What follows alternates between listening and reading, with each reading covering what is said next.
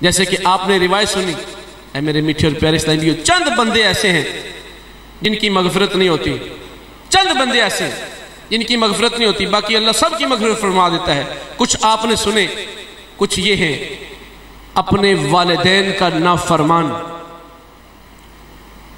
والدین کا نافرمان جب تک توبہ نہ کرے، جب تک اپنے ماں باپ سے رجوع نہ کرے، جب تک اپنے ماں باپ کو راضی نہ کرے، اس وقت تک اس کی مغفرت نہیں کی جاتی۔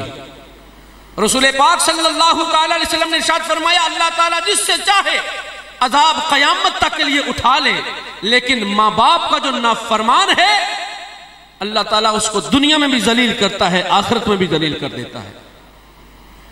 آج دیکھا جا رہا ہے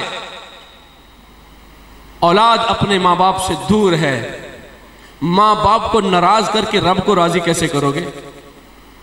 ماں باپ کو تکلیف دے کر اپنے دوستوں کے دل خوش کر رہے ہو، یہ وہ دوست ہیں جو تیرے کبھی کام نہیں آئیں گے، یقین مانو کبھی کام نہیں آئیں گے۔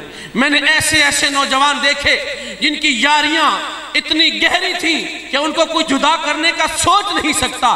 ایک نوجوان کی موت میری آنکھوں کے سامنے ہے، اس کا جنازہ پڑا ہوا ہے اور وہ اس کی ٹپ ٹاپ ایسی ہے کہ آپ دیکھیں تو حیران رہ جائیں، لیکن جب غسل کے تختے پہ پڑا ہے، غسل کے تختے پہ پڑا ہے، اس کے یار بیلی سامنے کھڑے ہیں، میں نے کہا چلو بھائی دوستی کا حق ادا کرو، دوستی کا حق ادا کرو، آ کے اپنے دوست کو غسل دو۔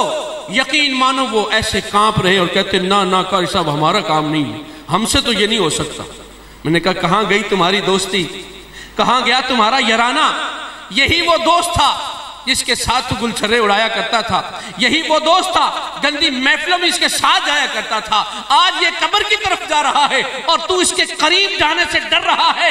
اے میرے بھائی، یہ دوستیاں عارضی ہیں، ختم ہو جانے والی ہیں۔ جو پکی دوستیاں ہیں وہ تمہارے ماں باپ کی دوستیاں ہیں، وہ تمہارے رب عز و جل کے ساتھ دوستیاں ہیں، وہ قرآن کے ساتھ دوستیاں ہیں۔ اگر قرآن کے ساتھ دوستی لگائے گا تو قرآن دنیا میں بھی تیرا ساتھ دے گا، آخرت میں بھی تیرا ساتھ دے گا۔ تیری